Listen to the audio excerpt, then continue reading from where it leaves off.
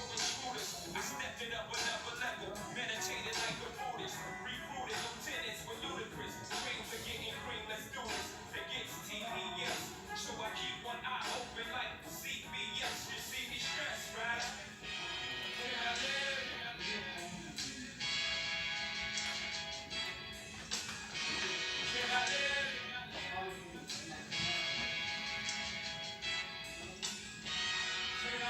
Yes, sir. Yes, sir.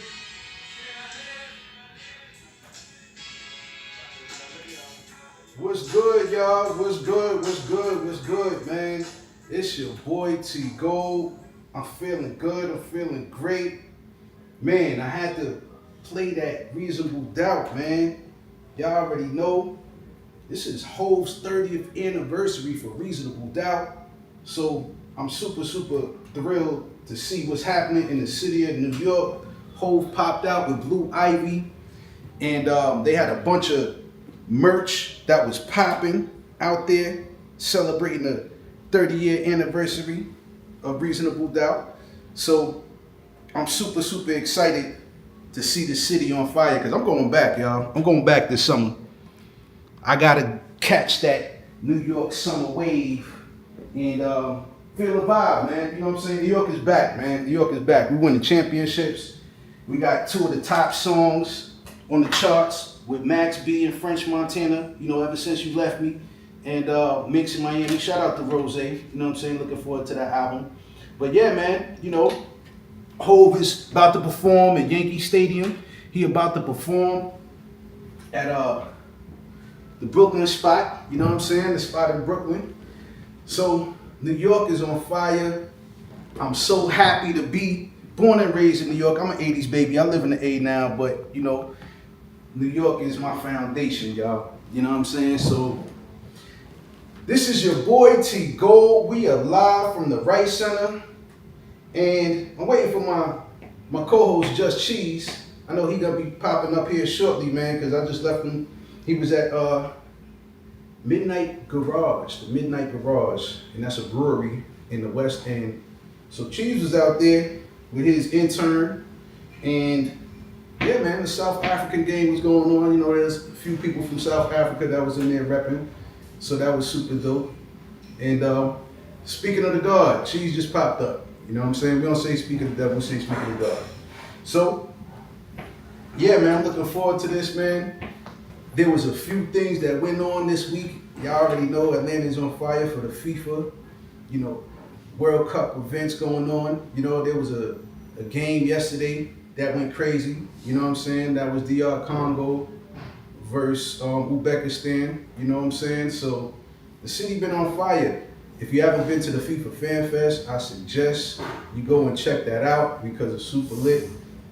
You know, both my kids went, I went, you know what I mean? So it's super dope, man. Take your family out there. Take, you know, somebody, you're in a relationship, man. Take them out there, your boyfriend and girlfriend, you know what I mean? Take them out there.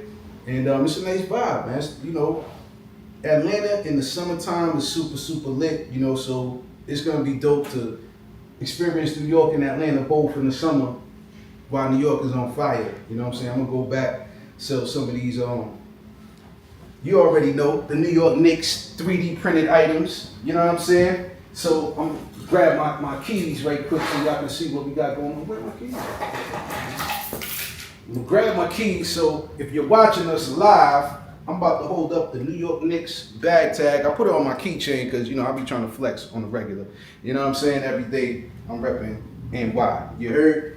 So, yeah, man, I'm super excited. I'm super excited. I'm super thrilled to be out here. We got new mint and marquee merch. We got the banner. If you're watching live on IG, you see a fresh new banner. We got two banners, y'all. We got, of course, the TCK banner, the OG. And now we got the mint and marquee banner popped up. You know what I'm saying? So, yeah, man, we ready. I got the tablecloths ordered. We got the flyers in. You know what I mean? So we ready to rock and roll, man. Small business, man. You know, we're gonna be out there vendoring. Only thing we need probably is a little tent. You know what I mean? Throw a little tent, keep us in the shade. Go out there with some music. You know what I mean? Portable phone charger, and we lit, man. I got a new marketing strategy. We halfway through this World Cup FIFA event. You know, there's like 3 or 4 more matches. The semifinal's gonna be out here, so that's gonna be nuts. So yeah, man, this week been super lit. Then Friday, Tia, I'm gonna throw Tia up on the stage so she can speak. Man, listen, it was so lit, man. The birthday party that Tia had out there in Snellville. You know, her family is out there from Ohio. So, you know, they was turned up. The food was magnificent, you know. The vibes was dope. Shout out to Dre, our boy Dre from Urban Blockchain. You know, he's also in Web3 Media, but he's also from the Port too, you know. And he's one of my favorite DJs. You know, we repping Freeport, Long Island, you heard? So, yeah, man, he was on the ones and twos, kept the spot lit. And what else was popping that night? Oh, Tia, I can't lie, man. She was in rare form. She was turned up. You know, to see her around her friends and family, you know, her day ones, it was dope, man. It was a dope vibe. She got some beautiful friends and family too, you know what I'm saying? So, you know, ladies looking right in there. And the Web3 fam came out there too. You know, Marlon was out there, the bar chef. You know, Bubba pulled up. Van was out there. Jeff pulled up. You know, Cheese was out there, you know, with Ashley. Who else was? Bubba, you know what I'm saying? So, you know, we had the Web3 fam out there. Oh, Marlon had his wife too. And the wife and the kids, they was out there, you know what I'm saying? So, dope vibe. The cake was fire. Man, the food was good. You know, the ambiance was dope. You know, and I really, really enjoyed myself, man. Really enjoyed myself. And I was able to give her a birthday present, a dope one, custom DocuHero bag tag, you know, with the NFC chip that takes her directly to the DocuHero.io website, man. So, you know, gotta get my peoples right, man, with Web3 and 3D printing, man. You know what I'm saying? So that's what we doing over here, man. So it was super dope. I got my guy Cheese. Cheese, what's good, man? How you doing, man? How you doing? You good? Yeah. You want to talk about? We got Tia as a speaker too. So Tia, if you want to say anything, feel free to say something. And we appreciate you tapping in. We got Blue, the co-host, up here as well. So Cheese, you want to talk about Tia's birthday party and what you think and how was it, man? Because you was there before me, man, but it was super dope.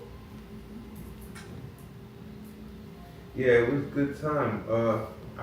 Got there around I was all late. I was late, but I still got to have a good time. I got there around 8:45. Spent a lot of time getting my hair braided earlier in the day, so I wasn't able to get there until that time. But overall, it was great. Like you said, good to see the turnout from Tia's family. Good to see everybody, maybe see the perspective of everybody just chilling in the essence that's not necessarily at the at the blockchain center. So shout out for Tia to bringing this all together.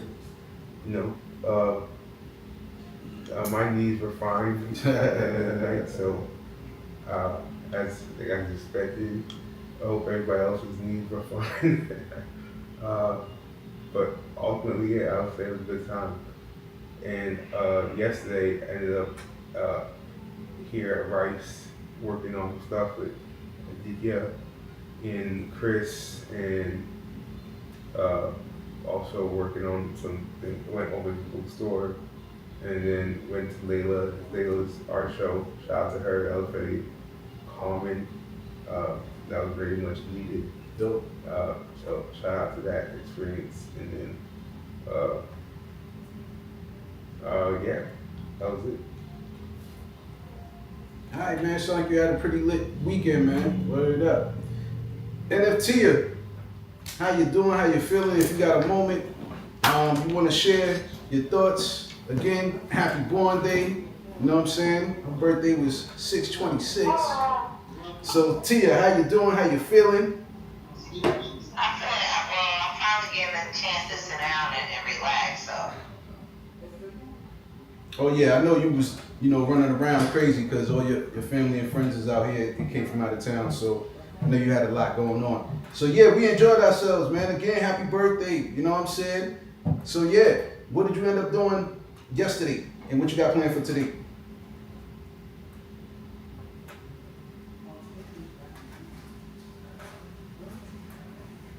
Oh man, look like she getting rubbed, y'all. I see the, yeah, she getting rubbed, y'all. Hold up, she gonna come through. All right, I gotta send her another invite to speak because she got rubbed. We're gonna have Tia jump back up on the stage. Oh man, she got rubbed. All right, Blue, how you doing? We got our other co-hosts up on the stage. Blue, how you doing? How you feeling? How was your weekend? And did you get a chance to go down to the FIFA Fan Fest, man? We got Tia back. Hello? I'm gonna bring. Okay, can y'all hear me? Oh, okay, yeah. You're back. We got you. Okay, no, I was just saying, yesterday, yeah, I got yesterday morning, left today. My youngest brother left yesterday, and I still got some family that's leaving midweek. But overall, then I had a lot of friends that came down from Dayton, Ohio. I like to call them the old lady gang. And so, yeah, then I just had like a lot of cousins and stuff from this area, and just been, kind of just, when you're hosting, then you got family in town and friends, you're hosting all weekend, so that's kind of been the whole weekend. And my last guest just left my house, probably, they weren't staying with me, but just left visiting me, probably around 2, so it's been busy. Nah, that's dope, man. I'm glad you had it. Yeah. Can you hear me? I'm rubbed. Nah, Tia, you not rubbed. Hey, Blue, can you hear me and Tia?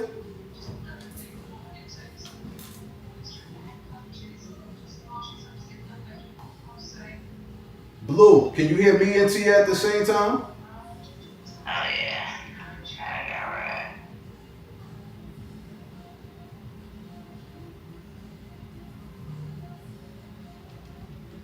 All right, Blue, how you doing? How you feeling? I think Tia got rubbed. Hey, I'm gonna tell y'all right now, update y'all app because originally I couldn't even start the actual, the spaces until I updated the app. So I'm thinking that might be the issue. So Blue and Tia, go ahead and update the X app so y'all can get up on stage without being rubbed because I think that might be the issue.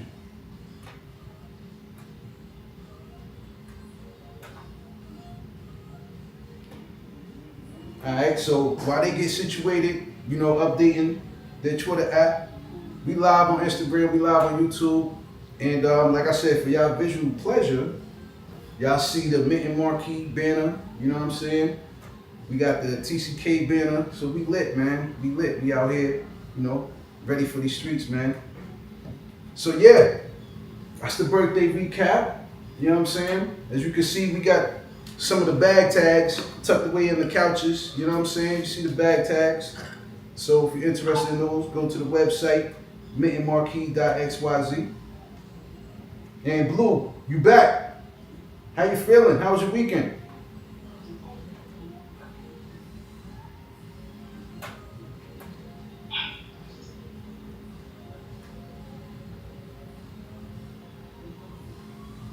All right, we're gonna let Blue get situated. Look like Tia got rugged a little bit too, but we got Tia back too. So whenever Blue gets situated, you just go ahead and chime in. But while you get situated, we're gonna talk about what's happening, all right, for Georgia's Day of Action. That is ABC and Stand With Crypto. They are going to the Capitol. So I'm gonna talk a little bit about what's gonna be happening, all right? So shout out to Marlon, the bar chef, and also shout out to Chris. They had a dope photo in front of the Capitol. The flyer came out fire too, you know what I'm saying? So, as crypto regulation continues to take center stage in Washington, the Atlanta Blockchain Center and Stand With Crypto are bringing Georgia's blockchain community together for a statewide Georgia Day of Action on Thursday, July the 2nd, okay? So the event is designed to unite builders, investors, founders, developers, creators, and blockchain advocates to demonstrate support for clearer digital asset legislation and ensure Georgia's growing Web3 ecosystem has a voice in shaping future crypto policy, okay? So participants will spend the day engaging with lawmakers, creating advocacy content, and encouraging the community to take action in support of innovation and responsible regulation. All right. So I'm gonna give y'all a rundown. It's a full day. It's a full day. All right. So at 10:30, they're gonna meet up on the Jackson Street Bridge. It's a community meetup, networking, media interviews, and group content creation. So from 12 to 1 p.m., they're gonna be at the Georgia State Capitol. So that's a community gathering, advocacy, activation, and an official group photo. So make sure y'all are spiffy. Make sure y'all Web3 wavy out there. All right. So there's gonna be a lunch from 1 to 2:30 at Rice Center. Then from 2:30 to 5, they're gonna be at the Chase Lounge here at the Rice Center, and that's gonna be a community advocacy session featuring calls, emails, letters, and coordinated social media outreach to policymakers supporting crypto and blockchain innovation. All right, and then as we do every Thursday from 6 to 9, we got our Off the Chain Thursday event. All right, so we're gonna be wrapping up what we've experienced for that day at the Capitol. And Cheese, is there any more details on Thursdays Off the Chain that you want to highlight to people? They got something to look forward to. Yeah, this week we'll be wrapping up the giveaway campaign that we've been doing. So be on the lookout for that as well. So those that have been participating to date, thank you for your calls that you've been making. The prizes are still available for your claiming. Right, last week we'll be doing that this week, as I mentioned. So come on out, start the day out at 10 a.m. and let's bring it back to ABC at the end of the day and wrap up with some more calls. Dope. Hey, can you guys hear me? Yes, Tia, we got your back. So go ahead and share your thoughts on what Thursday is going to be about, because I know you helped put that together. Absolutely. So Thursday is really so we're looking to get the Clarity Act passed before Thursday is going to be about into recess, right? And so I think that'll give us less than probably 40 days. I forget the exact date in August Congress goes into recess, but it's approaching fast. And I understand after recess, a lot of the attention is going to be focused on election, and there's a lot of quite frankly, really huge issues that are going on in America that's going to need that attention coming out of that recess, such as affordability and among other things. The astronomical debt that America has massed, not just personally, but as a country. So there are so many more issues that's going to have the attention. So the best window right now to really get market infrastructure set in place is going to be within the next 30 to 40 days. And so there's a huge push, just by especially like those key battleground states and states where the senators haven't been as vocal or supportive of the bill. I won't say supportive, but have been a little more hesitant. And a lot of those states are Democratic states where they do have some concern with some of the issues in the bill. And so one of the things that the conversation that we've been having in cabinet is no bill is perfect. There's always room for amendments. But the biggest thing is that we want to get some type of solid infrastructure or market guardrail set up for this industry so we can really start to thrive, because America is starting to lose its momentum for an industry that was started here, which we believe was started here anyway. So that's what it's about. As far as like what the day will look like, we're going on that. I don't know if anybody has seen how we activate in DC. We usually walk the Capitol, we take pictures, sometimes there's interviews or like really good photo ops, and just showing the advocacy work, right? And a lot of times, especially in this day and age, you really got to do it for the brand, for lack of better words. So we'll be out showing face and letting them know that Georgia is not silent in our desire to have clarity in the industry that we've helped build. So that's the message. Like you said, we're going to be starting at Jackson State Bridge. Interviews, photo op, but really just a chance for Congress to hear from its constituents in Georgia as to why we want clarity and hear from everyday people. That's the whole goal of that. We weren't able to get Liberty Square. We would have did it at Liberty Square right in front of the state capitol, but we weren't able to get that space for that week. I think with it being so close to the holiday, so we have to move it to Jackson State Bridge. But we want to go to the Capitol. We want to drop off some information about Chief Peach Check, as well as the work that we're doing at Stanford Crypto collectively. And the work that we're doing as a community more than anything, just highlighting, hey, there's some things that we want to introduce, some policies that we want to introduce, but first we want to see who's on our side. And so that's the whole message with the Peach Check, spreading it at the state level, and really distributing information about Peach Check. Then we'll go over to Rice, have lunch. Then it's all about a blast, an outreach.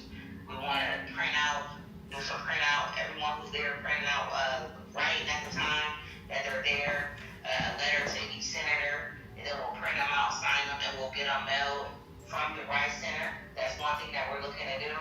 Then the second thing that we're looking to do while we're doing this, we want to just keep highlighting everything that we're doing on that day individually with our phones, tagging, posting, and showing our presence as a community throughout the whole day. So we'll be blasting social media that day. Then another thing that we're going to be doing is making phone calls to those respective senators. Hey, I'm a constituent in your area. I'm a voter, but more than anything, I'm a crypto advocacy. Our businesses depend on it. Our investments depend on it. And quite frankly, our family and our future depend on it. So, really vote clarity. And so that's the push that we're going to have that day. Then we're doing our off-chain Thursday. So that's what we're looking like Thursday. A busy day. Come prepared, but it's good. I believe it's going to be historic, not just for Atlanta Blockchain Center, not just for people in the space, but for a community, Atlanta and Georgia, quite frankly. So. Nah, that's dope, Tia. I'm glad that you were able to get into more details of Thursday's, event, man. And this is a movement, y'all. This is part of the movement. We here in a battleground state, so this election is important, getting the right people elected to regulate this space. Because as you stated, Tia, there's a lot of blue states that aren't pro-crypto. And, we can accredit that to Trump. We already know Trump made over $2 billion, basically $1 billion a year since he's been in office, off of his crypto endeavors. So that's one of the holdups. And they trying to, not allow people who are in politics and our elected officials and even their family members from actually invested in this. So that's going to be kind of hard to do, but I think once the Democrats really understand this technology, they'll see how it can benefit everybody. Not just the people on the right, even though they're more pro crypto. It's going to benefit everybody. So also to Tia's point, definitely check out Peach Check. Cheese, if you have the link to Peach Check, do you mind posting that in the Xbox for people, please, so they can check that out? And yeah, Tia, thank you for all that information. Blue, how you feeling? What's going on? And how was your weekend?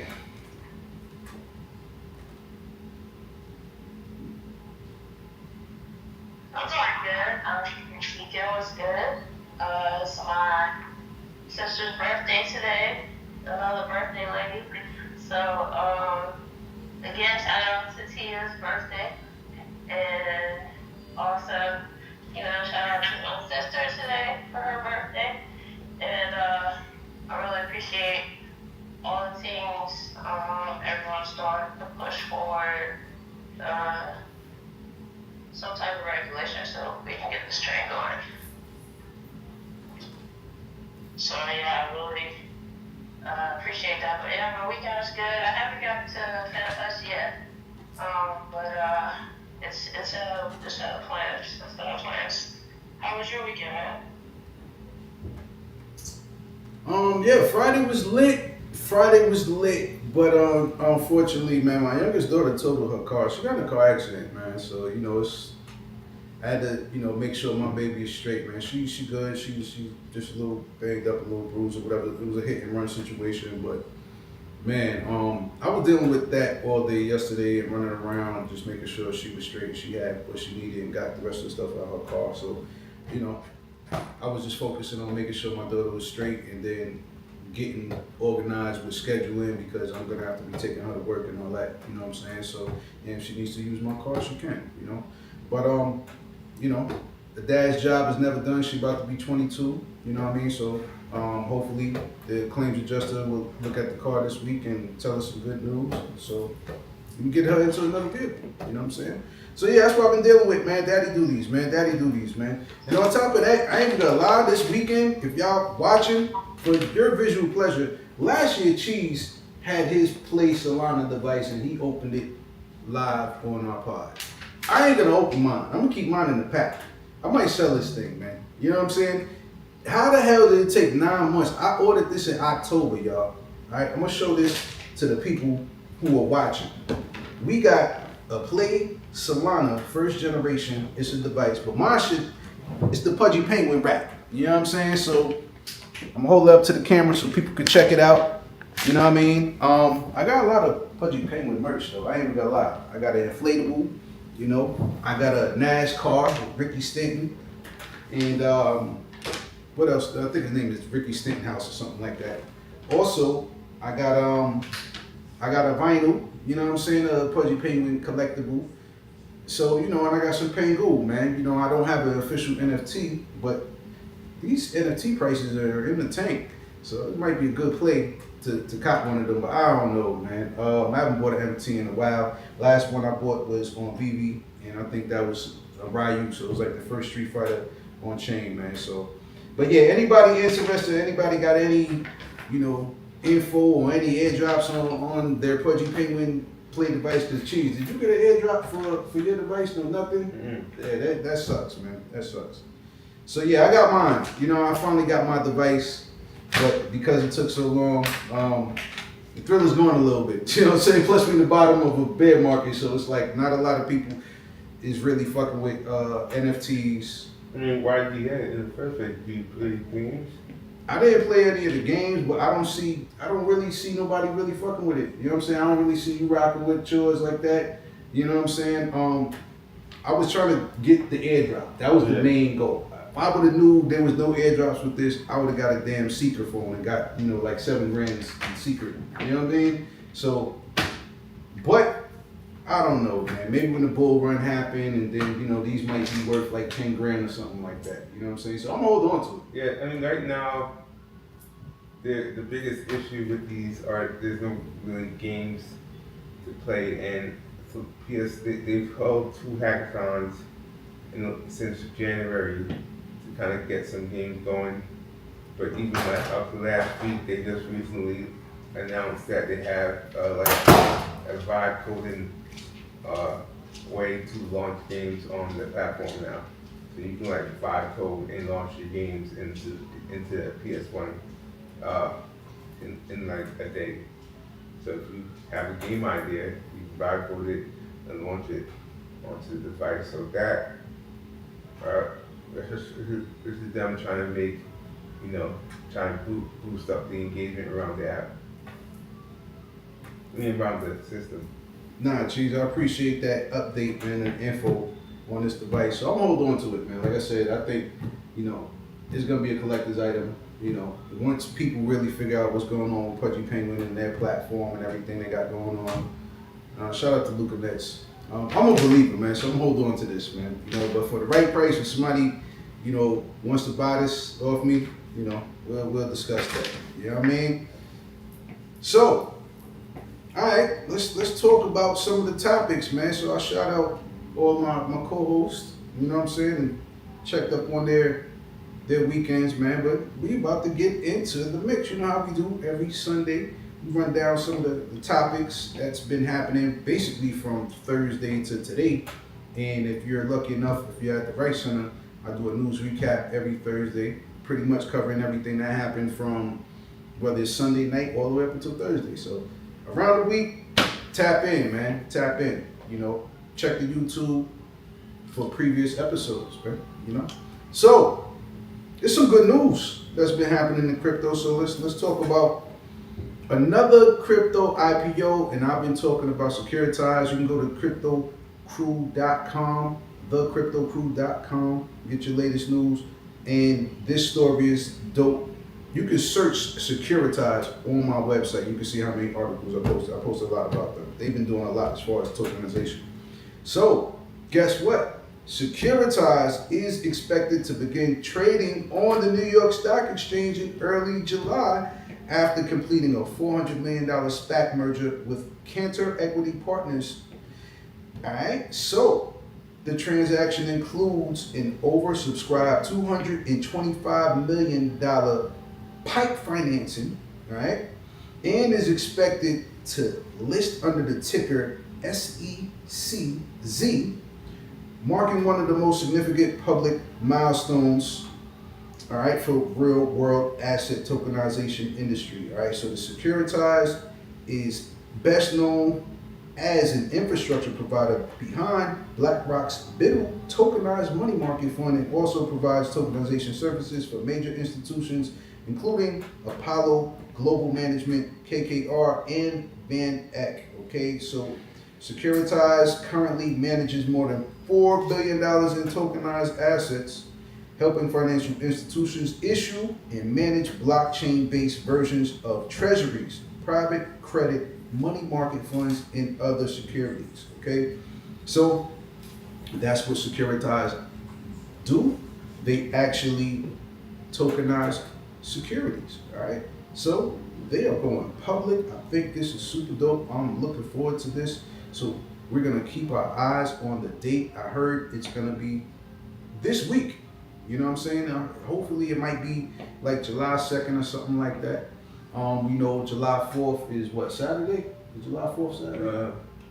Yeah. I think so. So, if not this week, it's probably gonna be early next week. So I'm gonna keep my eyes open for this Securitize IPO. All right, I think they're gonna do some numbers, and I gotta ask my co-hosts, what do you guys think about another Web3 platform having an IPO?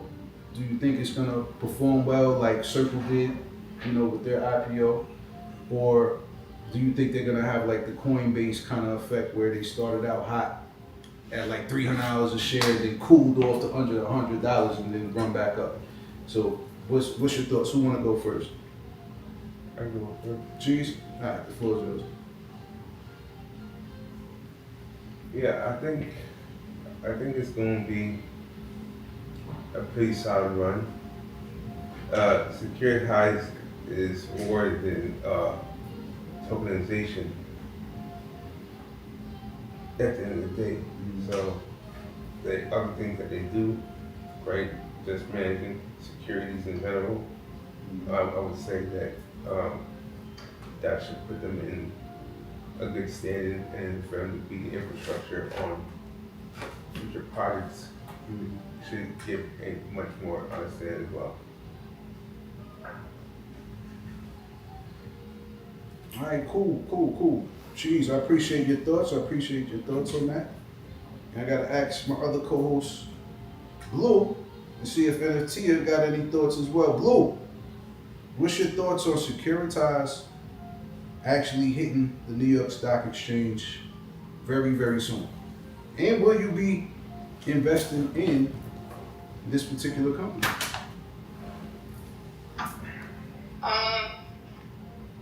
I would say that it's inevitable for this to be tokenized. Everything's going to be tokenized. That's what, the Clarity Act is finally let the banks on Wall Street and all those guys with that equity.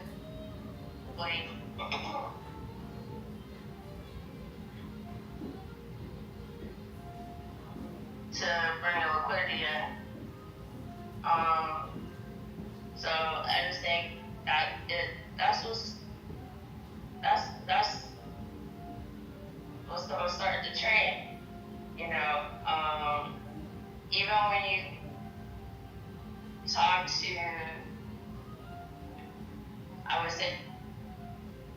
people like 65 and up,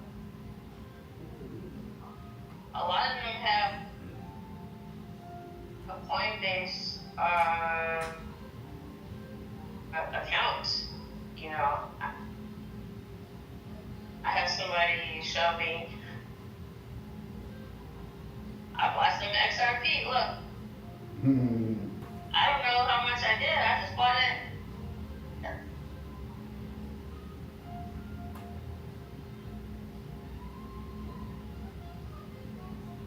Hey Blue, you going in and out. I think the area you in is kind of bad. So you definitely were going in and out, but I heard most of what you were saying. So, but nah, man, yeah, it's definitely inevitable. Like you were saying, older people, sometimes they got some Coinbase, you know, they got a Coinbase account, they might have some crypto on there, you know, but to actually be able to invest, even if you're not into crypto, you know, you feel more comfortable investing in the stock market. Like when they told me to, you know. So it's inevitable to be trading stocks. Robinhood is going to be one of the leaders, just like these guys are.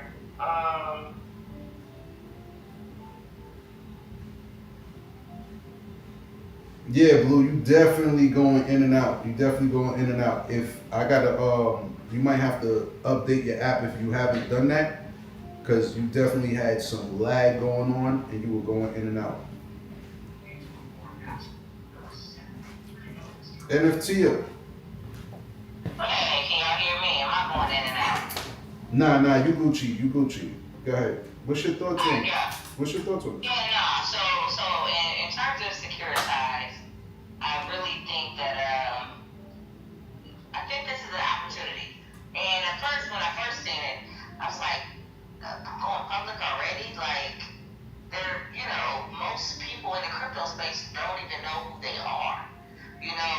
And then when you talk about $1 billion evaluation, and it's like $1 billion, what? But then once you see who's backing them, your BlackRock, your Fidelities, all your biggest names in the TradFi sector, it makes sense. And just knowing that the industry that they're going after, which is RWAs, and who knows, they may be a huge infrastructure play down the line. So I'm curious as to what this is going to look like, because $1 billion valuation already, that will put them the top 100 in the whole entire blockchain space if they were tokenized. And so again, I'm here for all of this. I think the timing is good. They all might know something that we don't know. They might be just timing it right for clarity. I believe once clarity is passed, going into the fall and after the election, I believe we're going to see a lot of upside. We're going to see some big green candles. I do believe so. So I'm curious as to why the timing. They have far better researchers than we have, around us. So I know that they've done the numbers and it's right for their company, which gives me a little bit of, positivity around it. So yeah. Nah, T, I appreciate your thoughts, and yeah, you're right. They may know something that we don't, because we are in the middle of a bear market, man. Bitcoin is sitting around 59K right now. So yeah, I was curious on the time frame too, because it's like I wouldn't launch around this time, but hey, they might know something we don't. But to your point, man. So we're gonna continue to watch this, monitor this, and when there's a date, an actual hardcore date, we're gonna let you know. Now, Tia, will you be investing in Securitize? Well, I think it's an interesting play because it's RWA, and the fact that they have the backers that they have, they're going to be one of the first RWA plays to go live. And again, like, they're launching at the bottom of the bear market, and which is pretty dope, when you really think of it, because the upside is crazy. I believe stable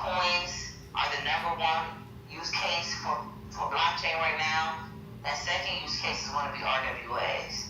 And so, even if it does, it may have a lagging effect, but it really feels like this may be the bottom of a pretty decent opportunity. So. Hey, good point. Good point. You know, because they are looking definitely in the future, because if we are at the bottom of this cycle, right, this bear market cycle, that means, to your point, yeah, it's going to be, you know, up from here, you know, at least for the next couple of years. So we might have a couple more dips.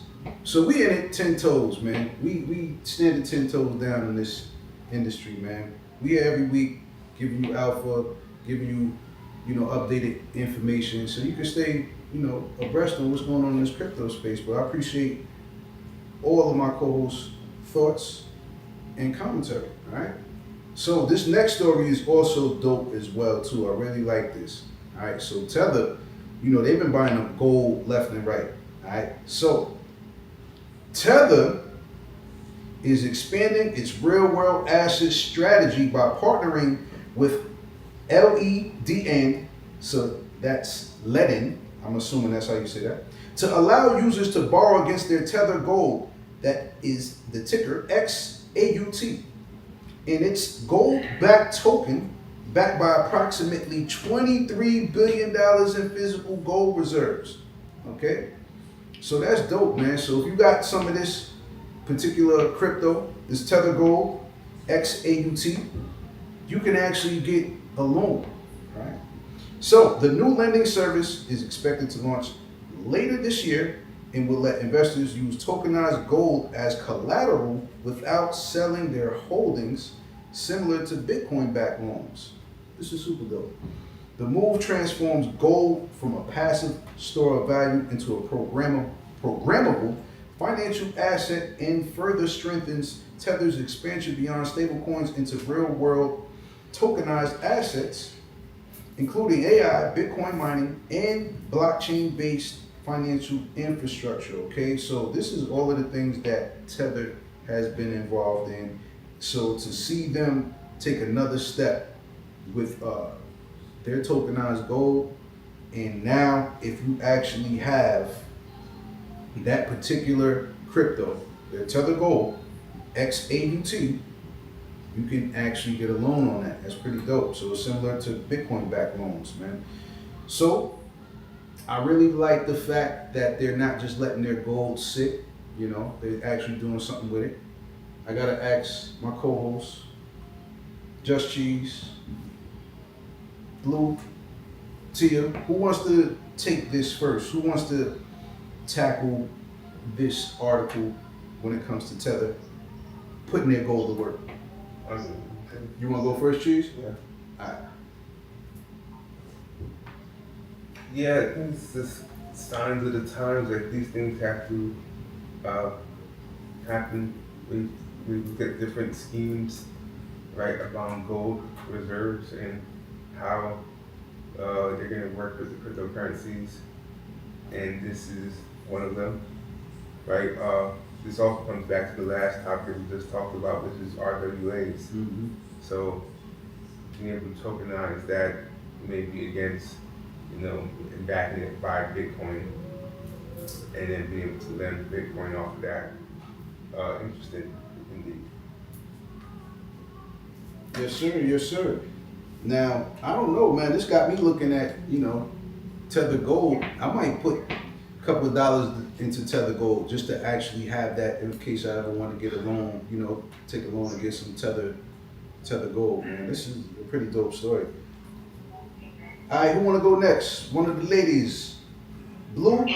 Oh, go ahead. Go ahead, Tia. Yeah, so no, I too like this because you've seen it in the past, like with Veritasium, Bitcoin Gold, and other supposed gold plays where they were trying to do similar things, but ultimately stack trust. You got hard assets mixed with trust, and with verifiable, you know, on-chain accountability. And so that right there is a recipe, in my opinion, for success as well, especially moving forward with, you know, this industry everybody always talks about, where is it? What's the Fort Knox? Is there even any gold in there? And everybody's skeptical about the gold that the U.S. actually holds. So I think this is a step in the right direction to kind of match, a trusted infrastructure and network, as well as hard assets and being able to verify, their value. It's almost value stacked on top of value. So, yeah. Nah, great point, great point. And also, you mentioning, the U.S. having, our gold in Fort Knox. Some people say it's empty. Some people say, yeah, we got gold in there. But even Trump most recently, a couple weeks ago, said that he wanted to audit Fort Knox. And to my understanding, Fort Knox hasn't been audited in decades.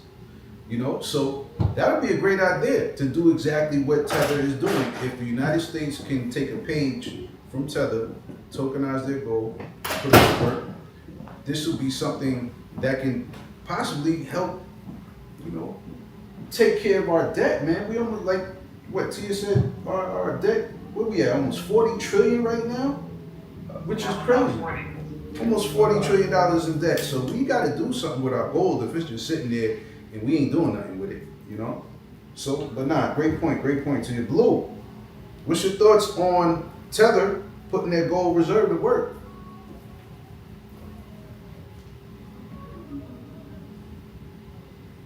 I think Blue is in a bad area. I think Blue is in a bad area because she was lagging and they were chopping in and out with a conversation. I don't know if they are in a bad area because she is celebrating her sister's birthday. You know what I'm saying? So, but Blue, if you can hear us, share your thoughts.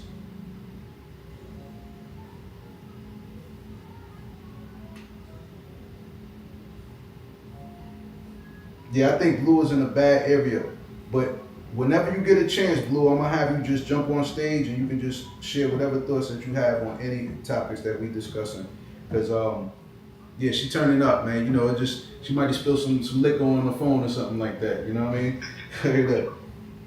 Hey, speaking of liquor though, Chico, I did want to thank y'all for coming out. I know I got broken up right there. I did want to thank everybody for coming out to the party and stuff like that.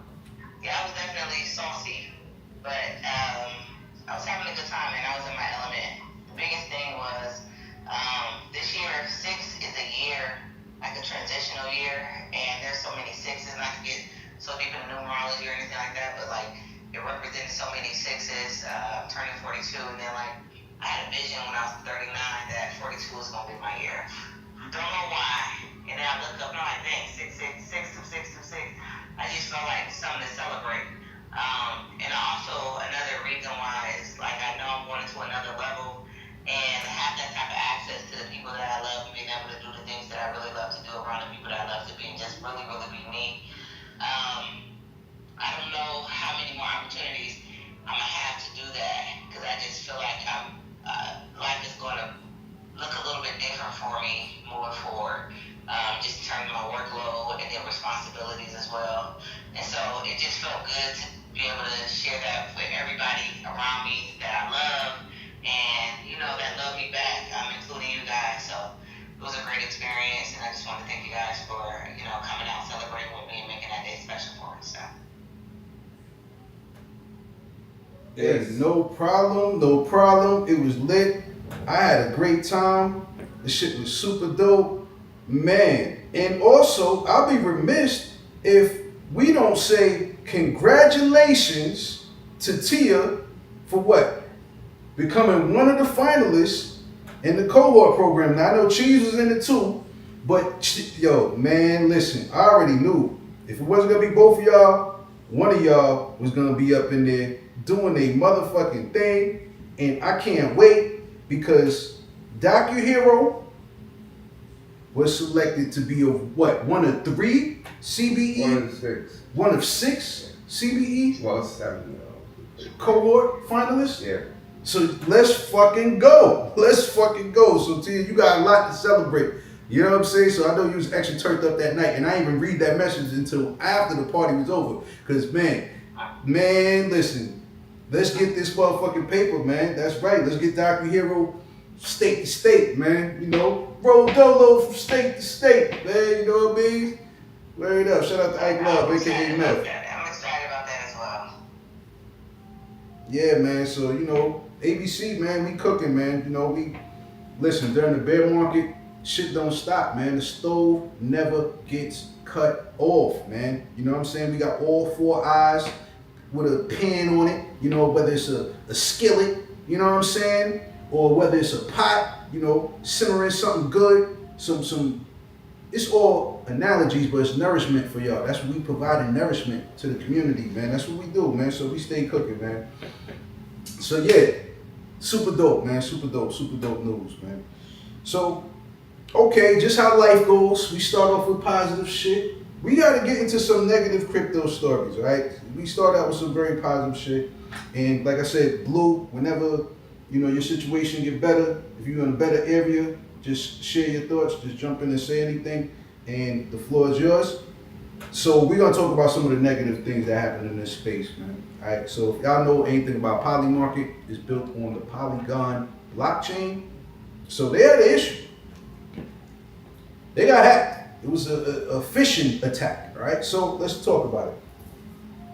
And technically it wasn't Polymarket, it was a third-party security weakness. But let's talk about it. Polymarket has pledged to fully reimburse users after hackers stole approximately $2.9 million through a phishing attack that compromised a third-party software vendor connected to the platform. Okay, so the attackers injected malicious code into Polymarket's front end, tricking a small number of users into approving fraudulent wallet transactions, while the platform's smart contracts and blockchain infrastructure remain unaffected. That is important. That is important. All right. So Polymarket quickly removed the malicious code, contained the attack, and confirmed that all affected users will receive full refunds, highlighting the growing cybersecurity risks posed by third-party software and supply chain attacks across the crypto industry. We talked about this so many times. Man, there's been several chains that got hacked, or there's been some issues. Even Coinbase, their platform, Base, they had some issues this week. You know, they shut down twice. You know, but yeah, man, these blockchains and these platforms, they are being battle tested in real time, and we're seeing that. So just because they have a hack or a phishing attack or some kind of issue on the front end or on the back end, they usually bounce back. You know, so look at Solana. How many times Solana went down and, you know, people are still Solana maxis, you know? But I thought that this was interesting that Polymarket, whatever third-party security weakness it was, you know, people were able to exploit that, and that's going to happen. So I think one thing I haven't seen built come out of ABC is something dealing with cybersecurity and blockchain. You know, I think, you know, that might be something our developers and coders need to look into, because almost every other week we're talking about some kind of a issue, whether it's a third party or an actual chain, you know, having an issue when it comes down to cybersecurity. So that's just my thoughts. So I gotta ask my co-hosts, what do you guys think about Polymarket and this third party security weakness that left them, not them, but about $2.9 million in users' funds at risk and got pretty much siphoned, you know? So who wants to go first? Who wants to take this? You know, I like my platforms tested, battle tested, and tried and true. So I think it's good for them because one, it's just they're dealing in the billions almost on a daily. Their volumes is probably a couple hundred million a day on the low end. So one, it was just a couple million. They caught it fast. They reacted fast. They controlled the PR to where it really wasn't that bad. And so to me, it's not about if, it's about when, and it's about how you respond after it happens. Because there's enough scammers out there to where it's the inevitable to me in this space. The space is young. It has to go through its growing pains. Polymarket is no different. And so it's not about if, like I said, it's about when. And they responded well in regards to how it happened. And I love to see, like I said, I love to see these platforms get battle tested. Not to say that I love to see scammers and stuff, but like I said, it's the inevitable. I love to see them battle tested, but I also love to see how they respond on the back end. It lets me know what kind of moxie they got as a company, and if they're worth investing in. So. Nah, to you, great point. Great point. Yeah, man. These platforms, these blockchains have to be battle tested, man. You know what I'm saying? So, great point that you highlighted that. And I gotta ask Cheese, and I gotta ask Blue. Hopefully, Blue's in a good situation so we can hear her thoughts. But Cheese, you want to take this? Yeah.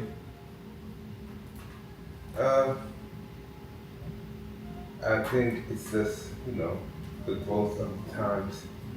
We've seen Meta, Amazon, all the major companies of the Web 2 days go through this phase of hackers, right? So now as these other new companies come up, like Web 3 companies come up, right, they're gonna be subject to some of the same things. So the cool thing is that, they have plans to reimburse their users. So yeah. So I had to do a little research in Blue.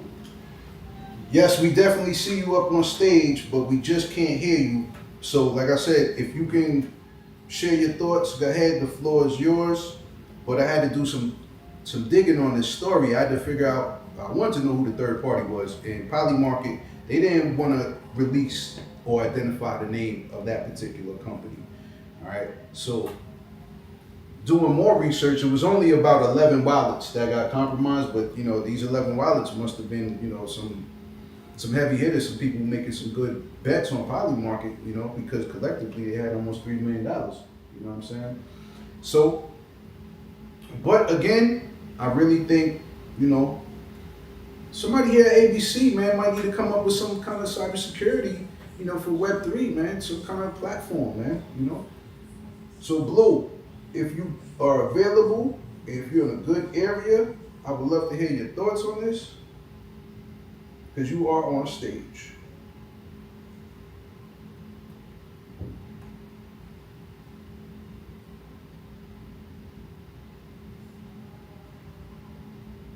All right, so I'm gonna remove her from the co-host and bring her back up on stage because she just said she's having connection issues.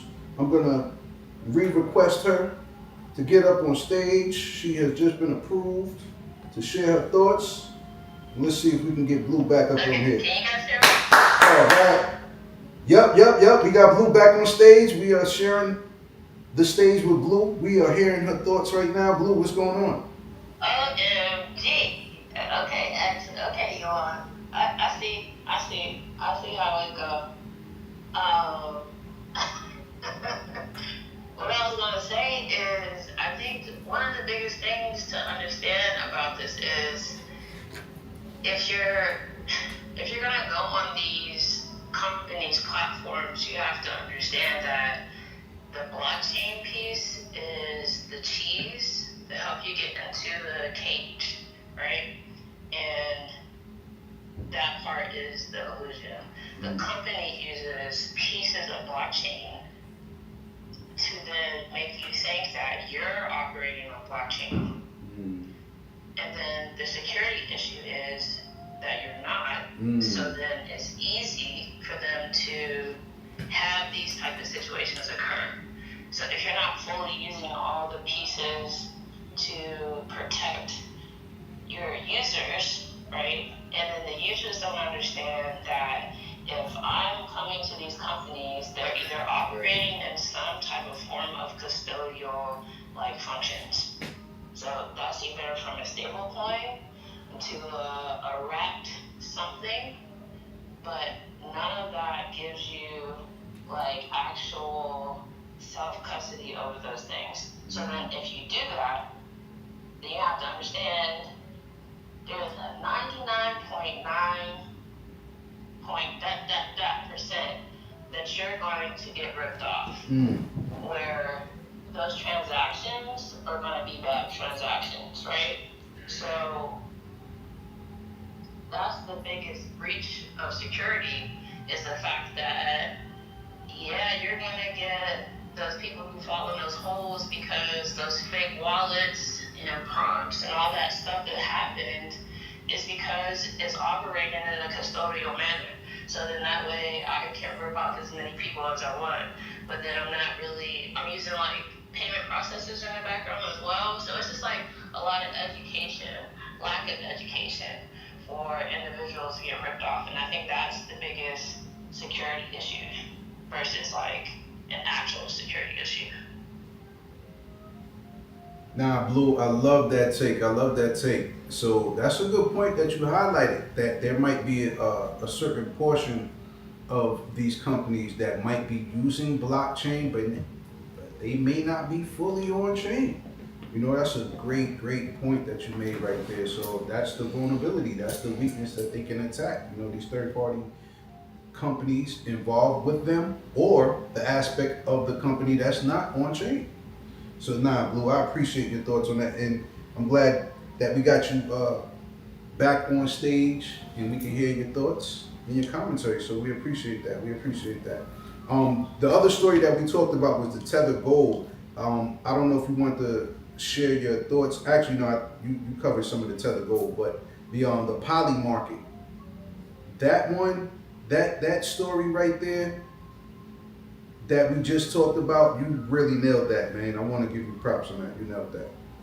But the next story that we're going to talk about, and I really think that this one also reflects the sentiment of the crypto industry, right? So there's have not been a lot of NFT news going on, right? But I had to just dig through some different platforms to come up with the best NFT news, all right? So I want to talk about something that's unfortunate. There's been another Web3 NFT platform that has shut down. And this one I heard of, but I never used it, okay? This platform is called NFT-Fi, all right? So NFT-Fi is one of the pioneers of NFT collateralized lending and has announced it will permanently shut down after determining that the declining NFT market can no longer support its business. Since launching in 2020, the platform facilitated more than $737 million in NFT-backed loans. That's almost $1 billion. Allowing collectors to borrow cryptocurrency using digital collectibles from projects like Bored Ape Yacht Club, CryptoPunks, Azuki, and Doodles as collateral. Unlike many crypto projects that fail because of hacks or regulatory issues, NFT-Fi said its closure was driven by shrinking loan demand and falling NFT values, also declining revenue, making the protocol financially unstable. Now, to me, I think their business structure was phenomenal to actually give loans out on people who've collected some NFTs. And I can imagine you could probably only get maybe 10, 15, maybe 20%. I never use this platform, but the value of your NFT, let's say you had, I'm gonna just throw out an example, a CryptoPunk worth $250,000, right? You probably can get 10% of that, which is $25K, you know, which is good. You can get a $25K loan because you got this $250,000, you know, NFT, you know. So I thought their business model was pretty dope, and especially during these times, I would think more people would be putting up their NFTs, because I should have been doing that, but I'm glad I didn't, because I would have probably chose this platform. But, and, oh yeah, they're shutting down in August. So, you know, if you got any dealings with NFT-Fi, make sure you wrap up whatever you got on that platform as far as your loan. And, man, unfortunately, man, another NFT platform bites the dust, man. Almost $1 million in loans, you know. So I'm assuming maybe people couldn't pay back the loans and they just held on to these NFTs. So I'm thinking they're probably gonna walk away with a a treasure trove of NFTs. You know what I'm saying? Because there's probably people defaulted on their loans, you know, and I'm sure they made some money, man, because almost $1 billion they loaned out, so they had some money, you know. So unfortunately, like I said, they only launched in 2020, so I was like right after, like that was right before the bull run, but NFTs were launched that got hot. CryptoPunks, CryptoKitties, 2017. That's when NFT markets really started bubbling around there. But I gotta ask my co-host, man, what's your thoughts on another NFT platform? This one is for lending. I know Blue, you got your hand up, so I'm gonna let you speak first on this. So Blue, what's your thoughts on NFT5 shutting down?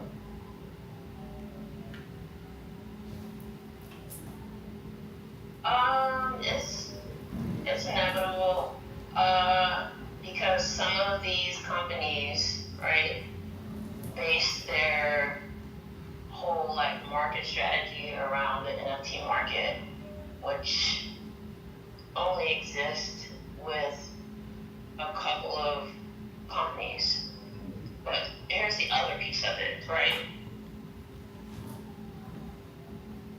The other piece of it is there are known individuals that were highly, like, I would say NFT crypto famous, that literally stated from microphones at like NFT conferences.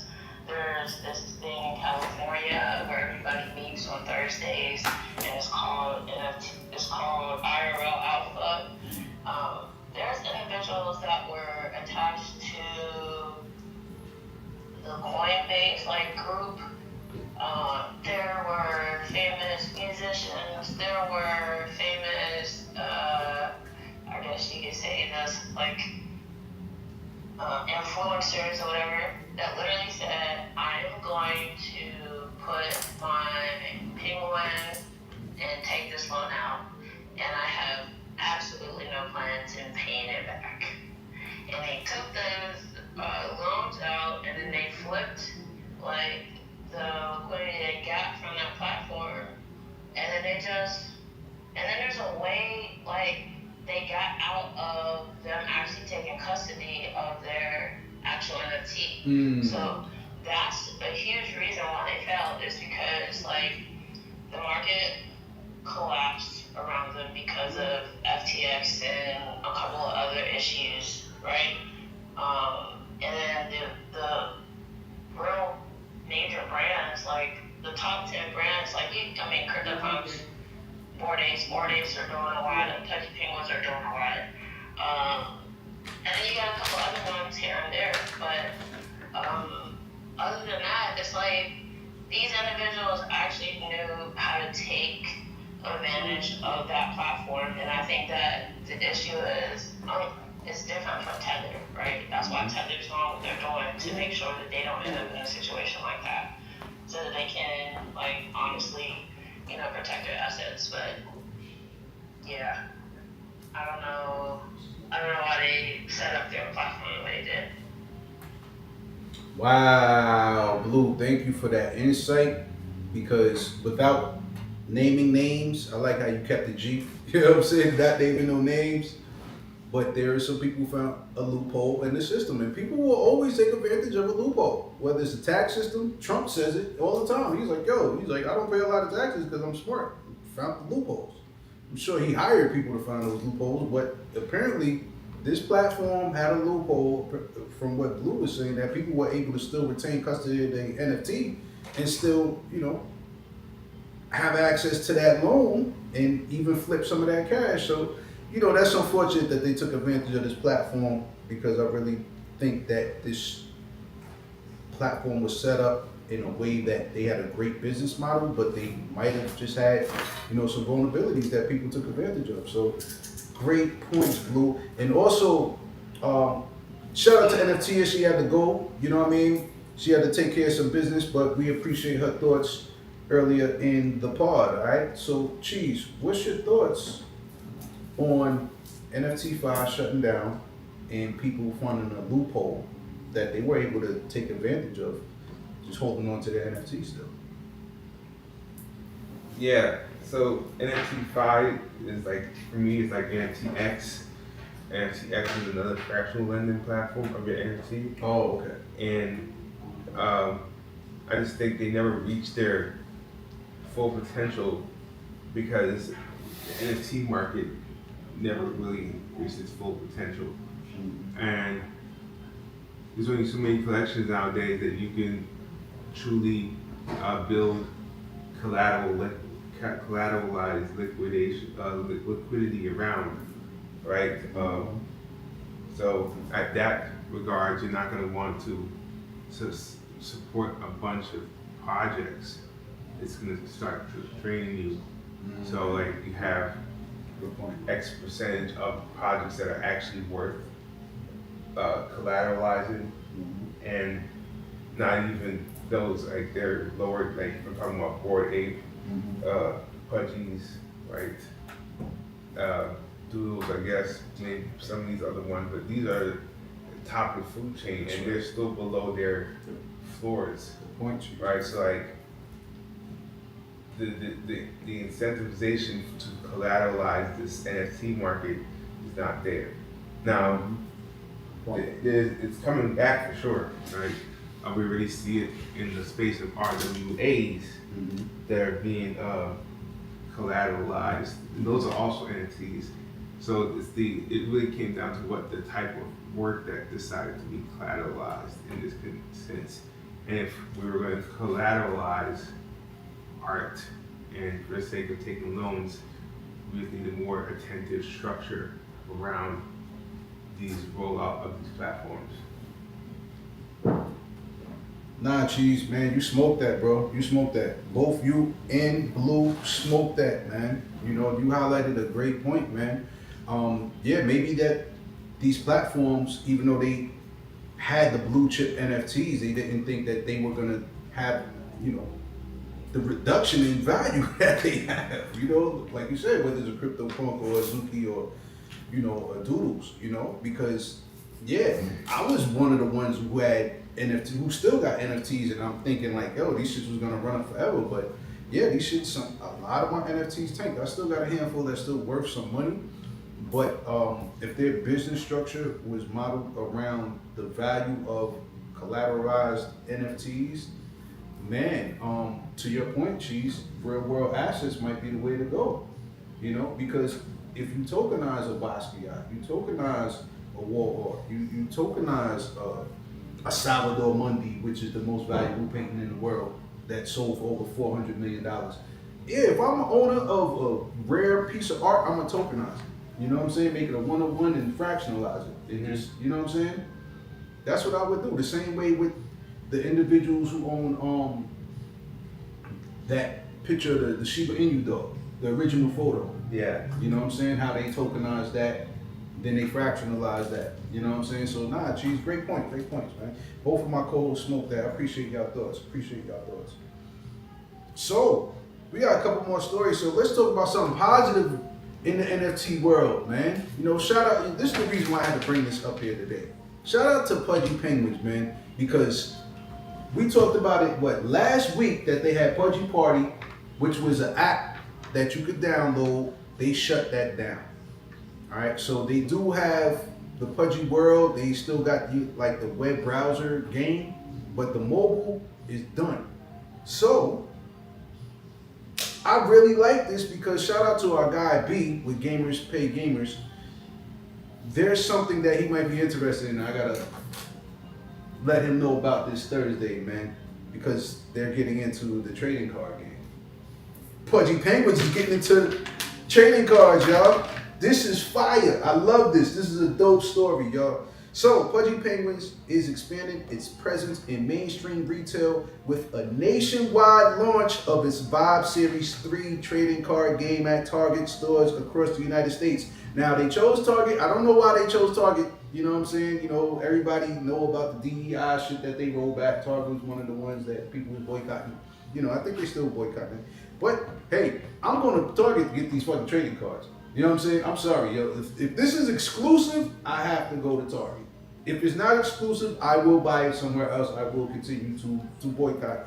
But I ain't gonna lie, I had to run to Target for a couple of picture frames because I don't like the pictures. You haven't been to Target in a while. I ain't been to Target in a while. You know, I usually go to, I'm Wally World, man. You know what I'm saying? I usually go to Wally World, but I don't like the picture frames in Walmart, so I had to go to Target to get some dope picture frames. So, all right, so let's continue to talk about this. Developed in partnership with Orange Cap Games, the new release increases the total number of Vibes trading cards in circulation to approximately 15 million and introduces new gameplay features, original artwork, and characters from the Moonbirds ecosystem. Wow, okay. So the rollout is part of Pudgy Penguin's broader strategy to evolve from an NFT collection into a global consumer brand through physical merchandise, trading cards, toys, games, and entertainment rather than relying solely on digital collectibles. See, this is what I'm talking about. For an NFT project to survive, we just talked about our previous story, NFT 5. We talked about some of the top tier NFTs, how they lost a large percent of their value, okay? This is how you stay alive. This is how you pivot. Not only do they have a physical gaming device in partnership with Play Solana, they also release the vinyls, the vinyl collectible that you can buy on Amazon, eBay, and I believe they were in a bunch of stores. They were like in Walmarts and everything. What else have they done? They got partnerships with NASCAR. Just Pudgy Penguin's just been kicking ass.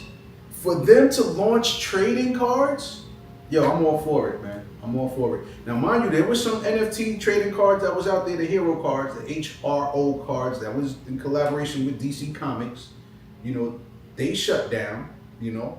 But for some few lucky people who bought those packs, those hero packs, some of them had like some rare Bitcoin in there that you could redeem. You know what I'm saying? I think they had like one whole Bitcoin or half Bitcoin, whatever it was. It was crazy. So some people still came up off of that. But to see Pudgy Penguins jump into the trading card game, I'm curious, man, to see how this works.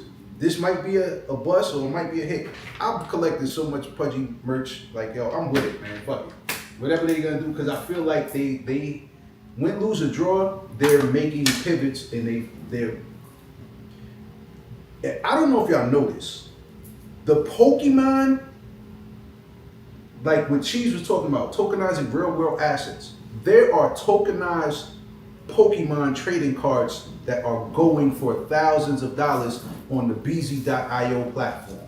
All right, so that's like a virtual claw machine that you go in, and these collectibles, right? These physical collectibles are stored in a vault with, I think it was Brinks, if I'm not mistaken. I think it's with Brinks. Blue, you can correct me on that. But they have a partnership where you get these digital assets and the physical ones are held in a vault. So, you know, you have a digital twin that you can collect from these vending machines, which is dope. This is super fucking dope. So, Cheese, I know you're a gamer, and I gotta ask Blue, I gotta ask both my co-hosts, what are your thoughts on Pudgy Penguins expanding into the trading market game? What's your thoughts on that? Who wanna go first? Cheese? All right. Yeah, I think Pudgy they have been focused on moving with the wave, right? And which is a good thing, right? But it's also a cautionary thing, just to be careful, because not everything has a lifespan of, you know, X when it's just for the wave. That's a fact. But so far with the things that they've been doing, they've been able to tap into the maturation of like online engagement, right? And what people like expect to see out of this brand. So now the IP itself has long-lasting mechanics, right? You got Pudgy Penguins, like you said, the plushies, the stuff at Walmart, the stuff at Target. You got the game. You got, you got more stuff coming. NASCAR partnership. We got more stuff coming into Target. So by now, if you are just a random person that have stumbled upon Pudgy Penguins, there's enough media out there, even for you to just be, to fall in love with them minus the NFT stuff, That's right. which is kind of low key what they want in terms of like global penetration. Uh, so I think for them it's great. Yeah. Nah, gee, you highlighted a lot of great points, man. So if people aren't into crypto and blockchain or NFTs for that matter, you still can be, a fan of this particular brand. I like the take that you took, man. Also, for me, just seeing, even if something don't work like they pudgy party, just last week we talked about that, and now this week they got the trading card. You see what I'm saying? So to your point, you're saying like sometimes waves do crash. So if you jump on a train, it may not last, but they're figuring out ways to have longevity in this space outside of digital collectibles. Great point, Chiefs. Great points. Blue, what's your thoughts? Yeah, I mean, Luca has a plan. It's so wild seeing like when everybody like first starts, and you have all these different X spaces and like side chats about how successful they will be or how unsuccessful they will be. I think that a lot of the NFT projects that are surviving understand that a lot of the positions that they have all taken is the real shift from NFT project to IP brand, and it's changing terms. Instead of saying NFTs, people are saying RWAs. It's the same thing. The crypto community, now they're our consumer audience, right? And speculation is like the retail revenue. And the JPEG ownership now is like the licensing model. And then like the Discord hype is Target shelf space. You know what I'm saying? It's interesting because it's Luca, it's Gary V. Gary V did this 2-3 weeks ago with his Tops cards.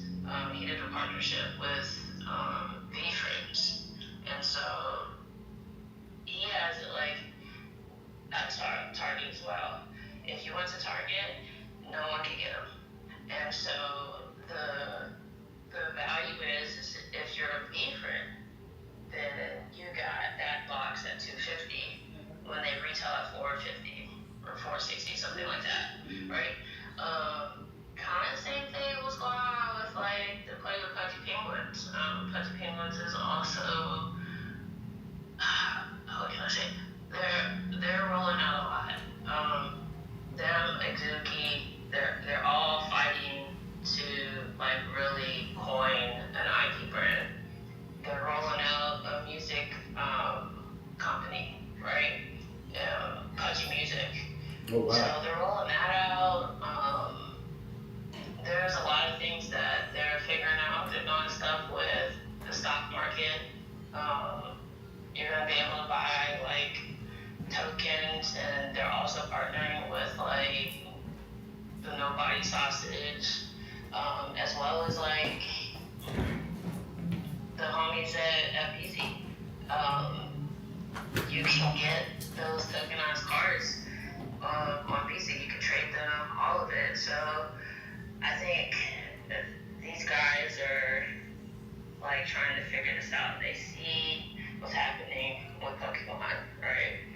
They see like the value of like if you try to send in a Pokemon card to get it graded, good luck with that, because it's like one, who's gonna do it? How long is your waiting list gonna be? Because the waiting list is every like 2 years or something like that. So it's quite interesting. And I am related to the story like with these trading cards. I'm waiting for, they're not saying they're doing it, so let me make that clear. But I'm waiting for BZ to start doing grading. When it does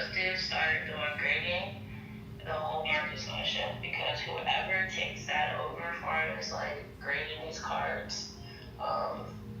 Man, that's when you people wave, because it's like grade them and then you put that translated to the blockchain, then you can really see, because with the company that runs it now, who has like it's a monopoly, and the other company that grades cards, they're owned by the same company. It's just they gave them a different name. So all of these guys are just like the ones who are surviving. They're truly working on their IP, like quirkies. You know what I'm saying? And they have a different way of how they're like kind of growing their community. And Bored Apes is figuring out, hey, our IP is the game. It's the game right now, and that's like their focus, right? So it's interesting how these guys are, doing their different things. Ah man, Blue, you smoked that. You absolutely smoked that. You gave us a lot of alpha on a lot of different, well-known NFT projects. I didn't know Gary V. I do remember seeing the Tops thing. I do remember seeing that, but I actually forgot about that. So you actually reminded me about that. But yeah, as far as just some of the information that you just shared with us, man, that was my first time hearing a lot of that, man. I definitely didn't know about quirkies. That's why I love our community, man. People like Blue, who's in the trenches. That's what we say. She's in the trenches with these NFT, projects, man. She knows a lot of people in this space, and she keeps her ear to the street, man. So thank you for the updates on what Gary V is doing. Updates on more insight on Pudgy Penguins, Bored Apes, all of that, how they focused on the gaming with the other side world, their metaverse. That's pretty dope. But thank you. You absolutely smoked that. You absolutely smoked that. So I think, man, yeah, we got one more story. We got one more story, y'all. We got one more story. And we're gonna leave on some more positive information, man. I really, really like this because we've seen stuff like this happen in the past, and what I'm referring to is Binance. I'm not a big fan of Binance, but what they have done when it comes to their charity work is phenomenal. You got to take your hat off to these guys, all right? So let's talk about it, y'all. Binance Charity has pledged $3 million in relief for users impacted by the devastating earthquakes in Venezuela, distributing about $20 in USDT vouchers to eligible users in the hardest hit regions who complete identity and proof of address verification. In addition to the financial aid, Binance is waiving P2P trading fees and Binance Pay merchant fees in Venezuela through July 2nd to help residents move funds more easily during recovery efforts. So the initiative highlights Binance's continued use of blockchain and stablecoins to deliver fast humanitarian assistance following natural disasters. I saw this during the Ukraine and Russia war, there were some people and companies donating stable coins to people in these war-torn areas who couldn't get access to the banks and all that, So I want to highlight what Binance has done. And over the years, Binance has provided assistance to communities affected by natural disasters and humanitarian crises. So some of these countries that they were able to help out goes as follows. Argentina, Brazil, shout out to Brazil. Y'all been doing your thing in the FIFA. Mexico, shout out to Mexico too. Ukraine, Turkey, Libya, Morocco's out here deep too. Shout out to Morocco. Taiwan and Italy. Okay, so Binance, they have been doing a lot of charitable work in these countries, whether it's natural disasters or humanitarian aid. I really like this, and it shows the power outside of Red Cross, because you send money to Red Cross, 9 times out of 10, that money don't go to that community or that country, or if it does, it's gonna be like 1/10 of what you sent. You know, so I really think getting the money directly, even though $20 may not seem like a lot, but if you're in, you know, a war torn area, or if you're in an area where your currency is devalued, you know, $20 can go far, man. So, but at the same time, something is better than nothing, and I'm glad that they're doing something. So shout out to Binance. So like I said, this was the last story, and I just wanted to highlight what they were doing. But I want to ask my co-host, Blue and Cheese, what's your thoughts on Binance and its charitable contributions to, you know, places around the world that really need it, man? What's your thoughts on this, brother?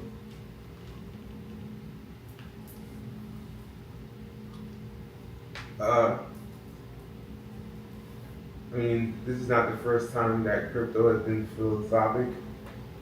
We've seen what's his name, Vitalik, you know, That's right. donate Shiba Inu during the pandemic to India. So it's great to see this happening. Yeah. Now that's a great point that you highlighted, man. Vitalik Buterin is one of the co-founders of Ethereum. Very quirky. I think he's an alien, but yes, that was a phenomenal thing he has done. Great point, Cheese. Blue, what's your thoughts? I love the fact that if it helps people, I also like to highlight how it benefits Binance.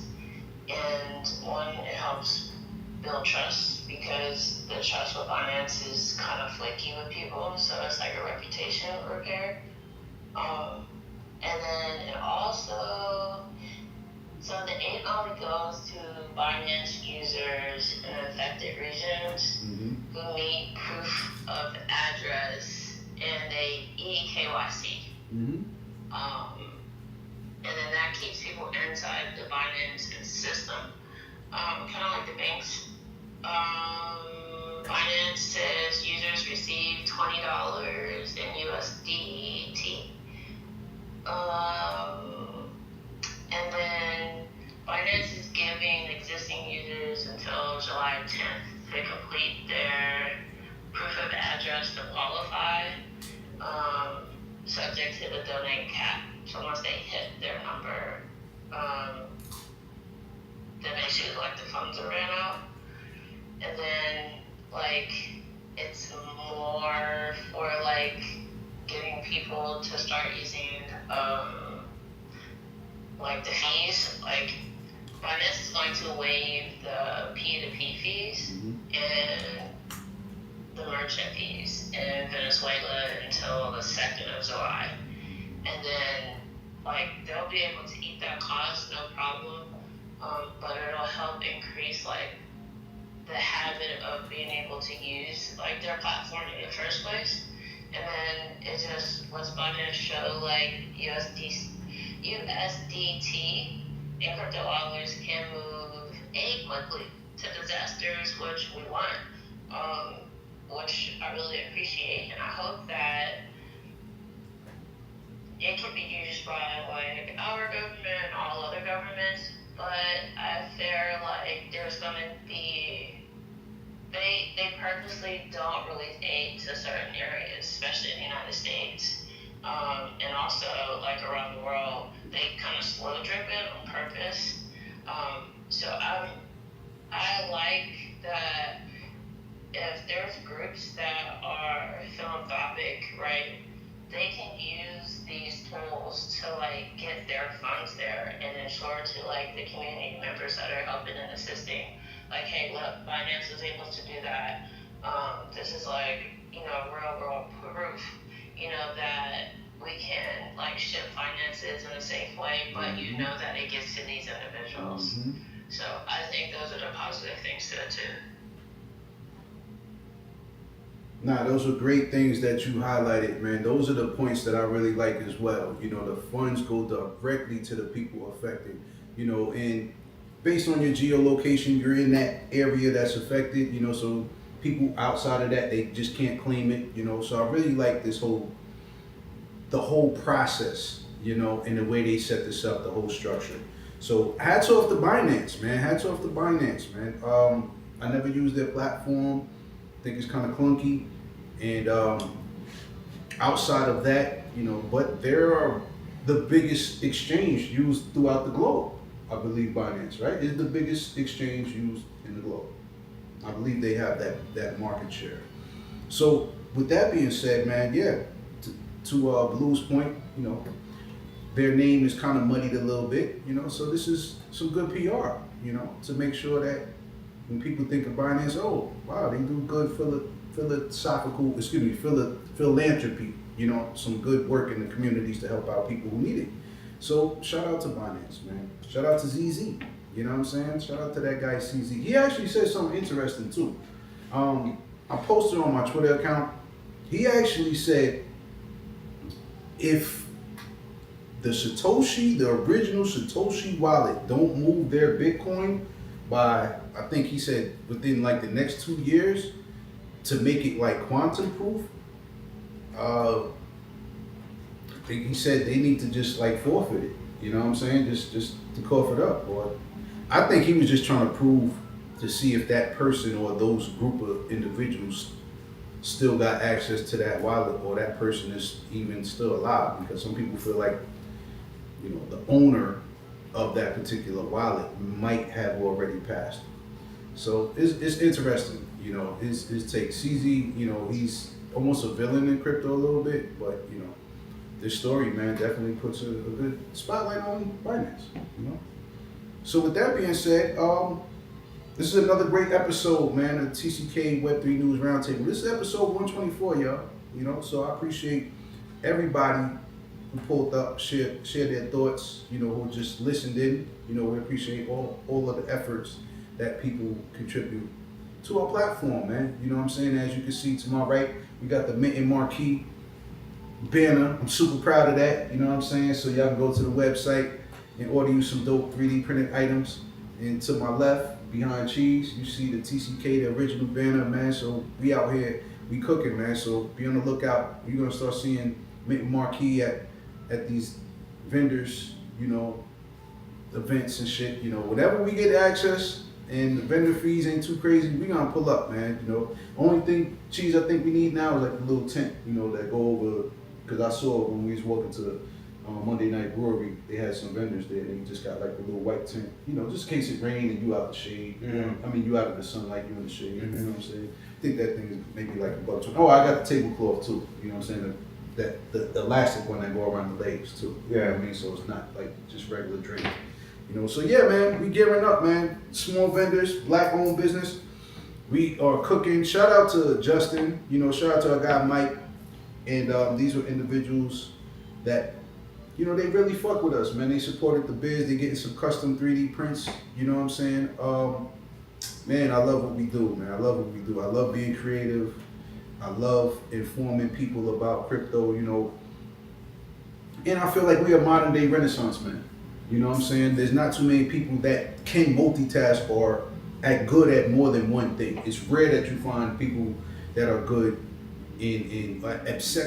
exceptionally good in multiple things. Like, for instance, Deion Sanders, man. He was a great baseball player and a great football player. Some days he played both sports and, you know, hitting home runs and scoring touchdowns in the same day, which is crazy. You know what I'm saying? So, but I really think, you know, we are in a tech renaissance, and we are those guys, man. We are like, you know, the modern day, you know, Da Vinci's, the modern day Van Goghs, the modern day, you know, Michelangelo's. We those guys. You know, we only using European references because we just talking about Renaissance, but we do know there are some phenomenal, you know, people of color who created and built some dope things. Shout out to the Moors, man. Shout out to the Moors who at one point, you know, ran Europe, man. You know what I'm saying? They are the builders and the architects of a lot of cathedrals and temples that you see out in Europe, man. So shout out to them. And you already know you guys are history buff, man. So that's what we do, man. Blockchain, AI, 3D printing, graphic design. This is my specialty. This is what I do, man. Also, streetwear brand. You know what I mean? Shout out to my brand, I Gets Busy. Hit up that website. We got some ABC 2.0 shirts up on there. I'm about to release the white ones. You know, we got the black joints with the orange. You know what I'm saying? I'm about to put it in the group chat. About to turn up on that so we can have these shirts, man, and be Web3 wavy. You know, for the rest of the year, man. You know what I'm saying? And be on the lookout because I got some dope fall merch coming too, man. So, and football season's coming, but we still in the middle of summer. FIFA is still out here. We got like another 2.5, 3 weeks of events going on. You know what I'm saying? So, I'm about to be shit. We gonna be out in the parking lots and we gonna be in places throughout the city, man, selling this merch, man. So we gotta get this shit popping. And shout out to Pudgy Penguins. Shout out to Solana. You know, Solana is under $70 right now, so it's a steal. So, but yeah, y'all, this your boy T Gold. This is episode 124 of the TCK Web3 News Roundtable. Shout out to NFTia. Shout out to Blue. Shout out to Just Cheese, my co-host, man. And man, shout out to all you listeners and everybody watching on YouTube and Instagram. Like I said, for your visual pleasure, man, we got a lot of dope shit posted up around here, man. So tap into the TCK Web3 News Roundtable every Sunday at 4:20. Or if you're in the Atlanta area, pull up to the Race Center every Thursday. And it's from 6 to 9 p.m. So you can get some free crypto education. You know, we got some food too. You know what I mean? Some days, you know, you have some food, some drinks. But this is a phenomenal place, and I'm so proud to be a part of the ABC community. And if you have the ability, pull up to the Georgia Day of Action, okay? So again, I can run that down because I ran that down at the top of the pod, but I'm gonna run it down again because I really want people to attend, man. I want people to pull up, man. So, all right, here's how Thursday is gonna run down, okay? So at 10:30 a.m., we're meeting up at Jackson Street Bridge. It's a community meetup, networking, media interviews, and group content creation. And then at 12 to 1 o'clock, they're gonna be at the Georgia State Capitol. So that's a community gathering, advocacy activation, and official group photo. All right, so make sure you Web3 wavy, make sure you crispy and clean. All right, and then at 1 to 2:30, there's a lunch transition to rice. So, you know, it's gonna be some good food. If Tia and her sister's cooking, guarantee the food gonna be phenomenal because they know how to put their foot in the food, man. Word. that's figuratively, not literally, right? So, at 2:30 to 5, we're going to be at the Chase Lounge here at the Rice Center. So that, again, that's community advocacy session featuring calls, emails, letters to your congressmen and senators, and coordinated social media outreach to policymakers supporting crypto and blockchain innovation. And like we do every Thursday, we got off the chain Thursdays, all right? And this is here at the Rice Center, hosted by ABC and my guy Just Cheese, all right? So, the community will continue networking while discussing the latest developments in blockchain, cryptocurrency, AI, and Web3. So whether you're new to crypto or a long-term builder in the ecosystem, the Georgia Day of Action is an opportunity to connect with the local community, advocate for the future of digital assets, and help shape the conversation around blockchain innovation in Georgia, especially around regulation, okay? We need to be regulated, and we need to start adapting. All right, the state of Georgia needs to start accepting like stablecoin payments or something for like taxes and other like utilities. Just have a start, man. Have a start, man. But we're gonna help push that forward, man. So shout out to Stand With Crypto. They're a big supporter of what ABC is doing. And shout out to everybody pulling up to all of the FIFA events, man. We will be out in these streets, man. You will see us make marquee live in the flesh and get you some 3D printed dope FIFA items, all right? So I think that's it, man. We're going to go out on this one song. We're going to continue. Shout out to Hov, shout out to Jay-Z, shout out to Mr. Sean Carter for the 30th anniversary for one of my favorite albums. And to tell y'all the truth, I ain't even going to lie. When that album came out, probably 2 or 3 weeks later, I was down here in Atlanta for my first time. I came down here in July of '96, right? And it was super lit, yo. It was during the Olympics, and that was my first trip. I took the Amtrak, so during that trip, the albums that really stuck out to me was Jay-Z's first album and Nas' second album. It was written, so just taking the train to Atlanta and hearing some fresh new music from artists like Hove was super dope, man. So I knew he was gonna be somebody special, man, just based on that one song, which is my favorite, Can I Live. So I ain't gonna run that again. I'm gonna play another one of my favorite joints because I played Dead Presidents. And Can I Live. That's so everybody knows. Yeah, Chief.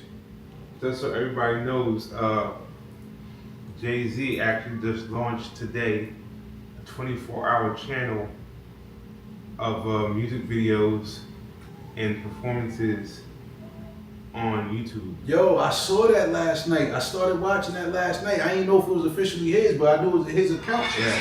Because he had 4 million followers. You know what I'm saying? Yeah.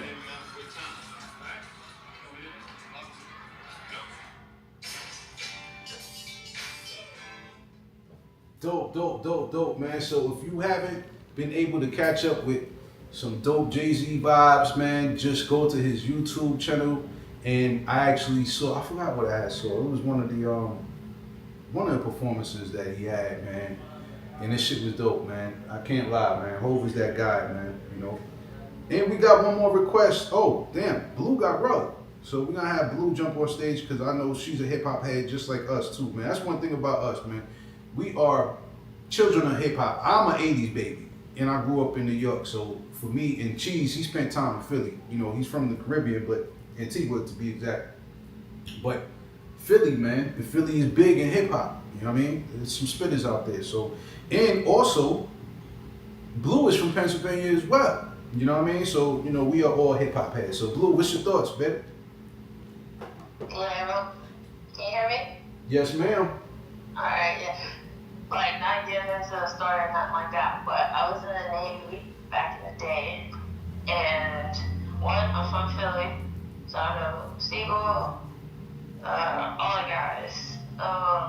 My favorite group was the Youngins, Chris and Neef.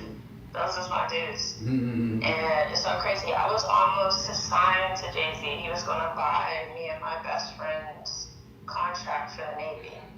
And that's a whole nother story. But, yeah, look at hip-hop. Look at hip-hop. Yo, Blue, that was a light flex right there. That was a light flex. I gotta hear them bars.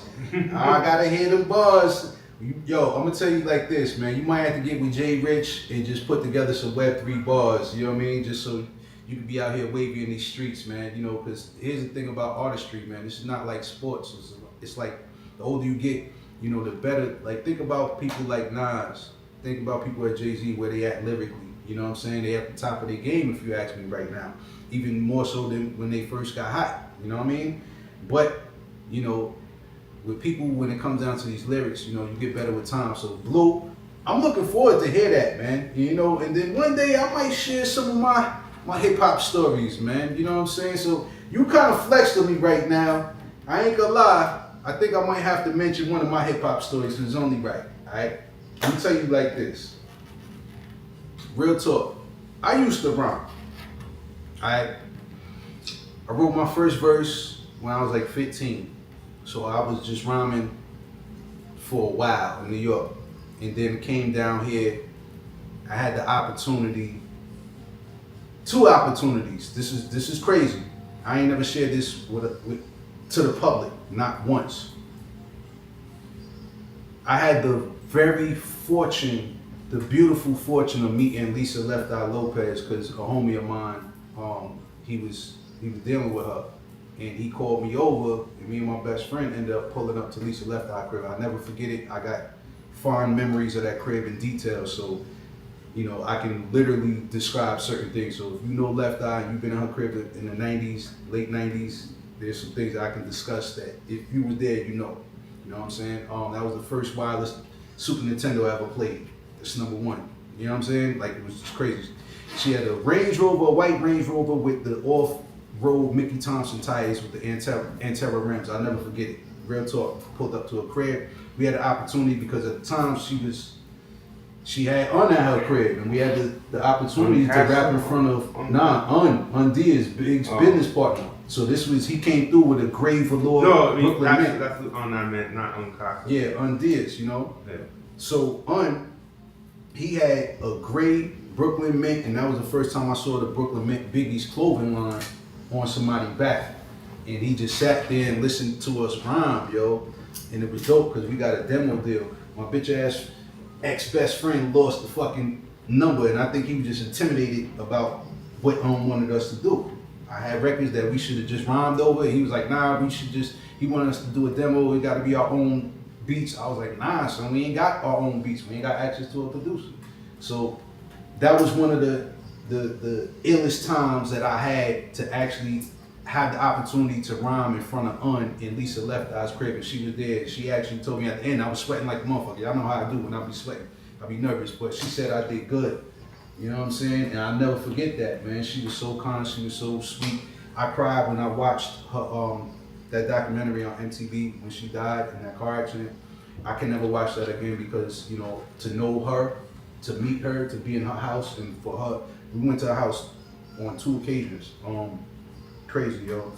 But yeah, y'all, that was my hip hop story, man. You know, I'll share some more in the future because that wasn't my only opportunity to rap in front of somebody who was basically the right-hand man to Big. You know what I'm saying? I actually had a demo. I ain't gonna get into that one, but I had a demo that another huge rapper actually listened to, man. So I can go on for days about hip hop stories. I'm gonna do this one day. And it can be like a good 2-hour session. I'm just talking about my hip hop encounters and the people that I saw and the people who I met in hip hop. So that's gonna be a treat for y'all one day. I might just, you know what I mean? I might do it for my birthday and just be like a TCK special hip hop joint. You know what I'm saying? Everybody share their hip hop stories, and I still got some bars. I got a couple of bars laying around here and there. You know what I'm saying? So I might get busy one time for the one time. You know, if I hear Blue spit her bars, she might, you know, inspired me to just, you know, spit some shit. You know what I'm saying? But your boy got some bars though, I'll tell you that. So yeah, y'all, I had to just share that. And Blue, I'm gonna throw you on stage because I know you had your hand up. So I want to hear your thoughts.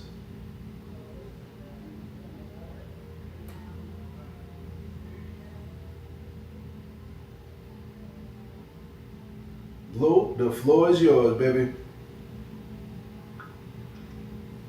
Oh no, man! You said what I was gonna say. I was just gonna say we need to do like a back in the day hip hop podcast one day, just one show. But I'm looking forward to hearing your stories, man. Yeah, yo. And it's only right. I got one Jay-Z story though, and I'm gonna keep it super quick. Yo, during 1998, Hard Knock Life Tour was out here at Lakewood Amphitheater, and I didn't get a chance to go. The wildest shit, me and my best friend, we were at Greenbrier Mall. The whole rock went to Greenbrier Mall, tripped us out. I'll never forget this shit. Bleak was the loudest one. He was just loud. I just remember him just being loud. But it was whole Bleak, the whole rock was walking through fucking Greenbrier Mall in 98. Mind you, this was right when the Hard Knock Life started to bubble down south. Niggas, this was Jay-Z's 3rd album. Niggas still wasn't fucking with Hov in the South in 98. They wasn't fucking with him like that. So he was able to walk through this mall, and at the time there wasn't a lot of people in the mall. I was looking like, oh shit. So I didn't want to try to run up on them because they was mad deep. It was mad deep. It was so dope though, because that album had just dropped. You know what I'm saying? Hard Knock Life Volume 1. That's the Annie joint, right? Volume 2. No, Volume 2. That's what was Volume 2. So boom, we get ready to slide. I jump in my Honda wagon. Mind you, I had a Honda wagon with some dope rims on it, custom kicker box, 212s, loud as fuck, right? So when we leave the mall, I'm playing Reservoir Dogs, which is one of my favorite joints off of that album. You know, Sheik Louch actually fucking killed that shit. I can't even lie, he came off on that. So boom, I'm leaving, and what do you know? This nigga Hov is in the parking lot with one person, a chick, signing an autograph. In the middle of him signing the autograph, he looks up and sees me playing motherfucking Reservoir Dogs. He looked up, I threw him the deuces, he gave me the head nod, threw up the deuces, and I just kept moving. So I was like, yo, this is a fly moment right now, say. I'm just driving by home playing his shit. I threw the deuces, he threw the deuces up. He just recognized me. He looked right at me. I looked right at him, so it just kept it moving. You know what I'm saying? So that was like one of my favorite hip hop moments like ever as just a fan. You know what I'm saying? Not even being in the industry, but just as a fan. You know, just being able to show Hov some love, man, when nobody really knew who he was at the time. Yeah, that's fire to be, you know, to think about that time of his career and being able to like walk in the street, walk amongst him. You know, I'm not trying to make it seem like a deity, but like it's not very so much often you like, you know, you get to be in the space like a normal day space with certain individuals, and you know, just be like, you know, just like head nod, like for me, for example, me and Ludacris have the same barber. Oh, word? Yeah. So there'll be days that Luda comes in, I'll just be in there, and I'll just give him a head nod, I'll dap him up, but I don't ever really like make no dialogue. I do some dialogue. Like I got pictures with him and Nova. Oh, yeah. dope. I gotta see that. But outside of that, it's just like these moments where, you know, these places, right? These places. My point is that these places that you can go, like a mall, right? Barbershop.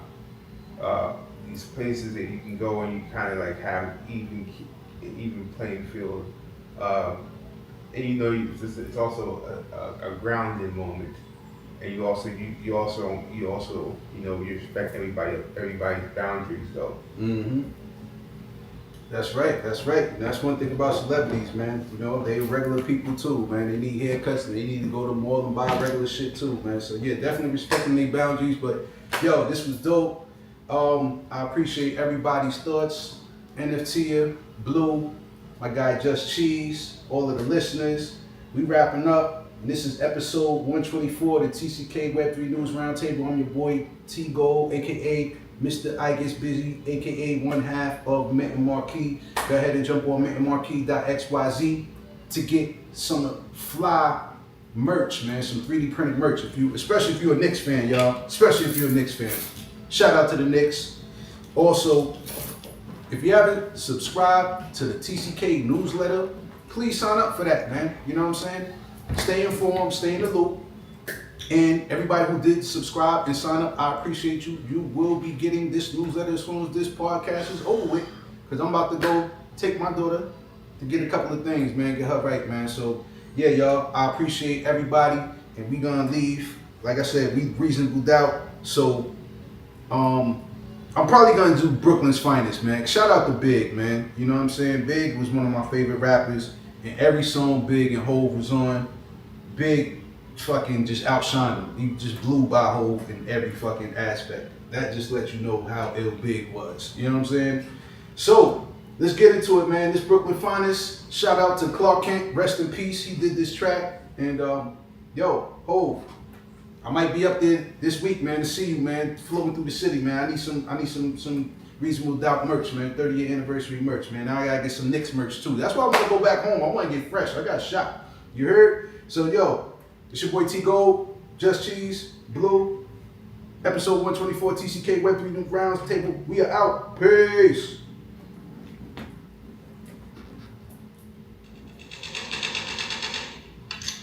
Okay, I reloaded. You motherfuckers think you big time? Fucking with Jay-Z, you gonna die big time. Here come the pain.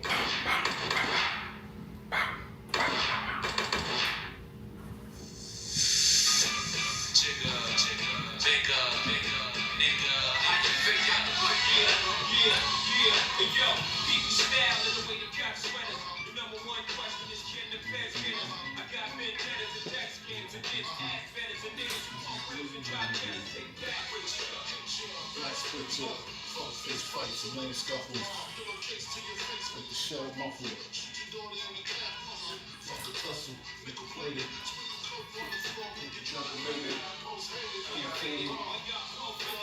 It's gonna see you.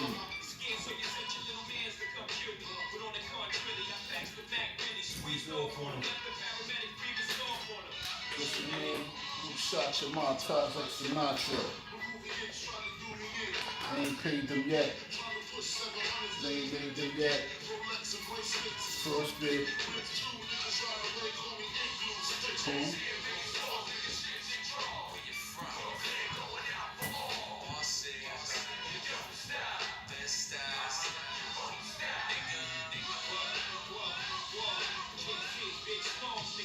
Cool.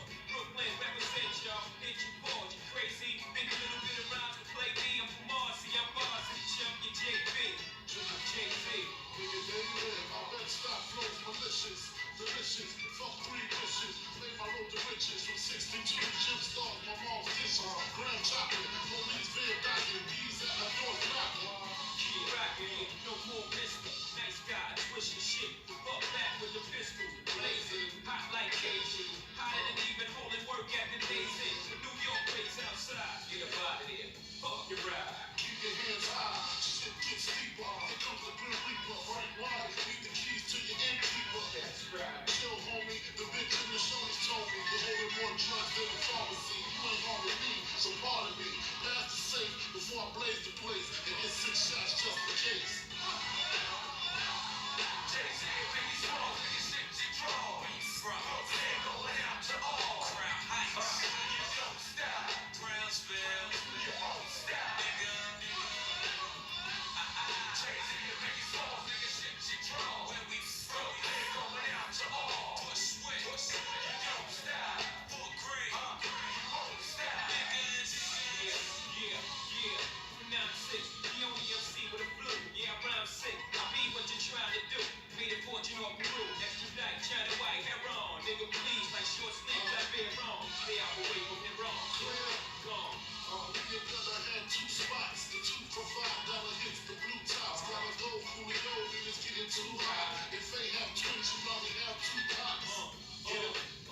Time to separate the pros from the cons, the platinum from the bronze, that butter soft shit from that leather on the fawns, a S1 diamond from my eyeglass dawn, a Chardon silver from a rose, nigga, huh? Brook non, sipping on, Christian forever, play the crib when it's made weather, the mafia, G-cannons and they mafia cannons, usually cut your Cinco, the shell sink slow, tossing ya, man slugs through your body up, I wanted ya. Jay-Z and Biggie Smalls, nigga shit, G-Tro, where you from? Going out to all Flatbush, you don't stop, Red Hook, you won't stop, nigga. Jay-Z and Biggie Smalls, nigga shit, G-Tro, where you from? Going out to all Eastern York, you don't stop, Clinton Hills, you won't stop, nigga.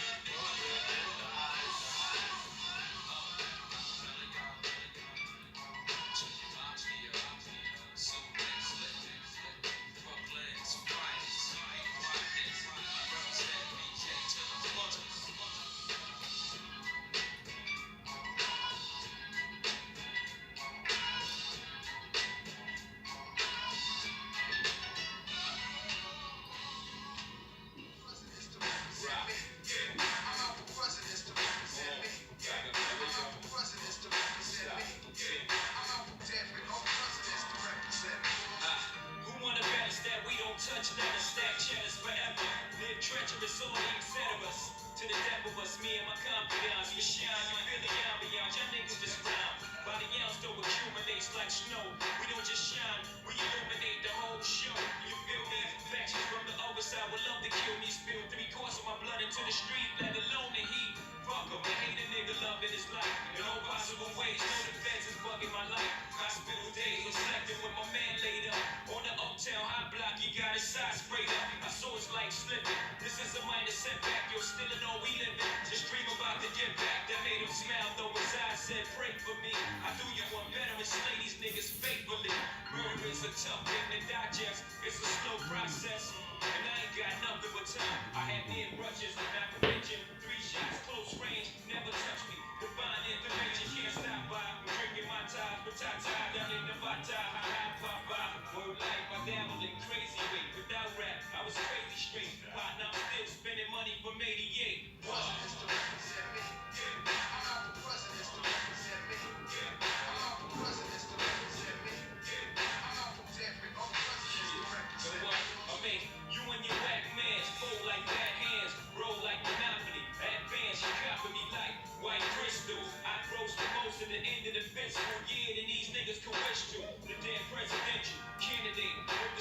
in the presidential. Ice, that'll offend you.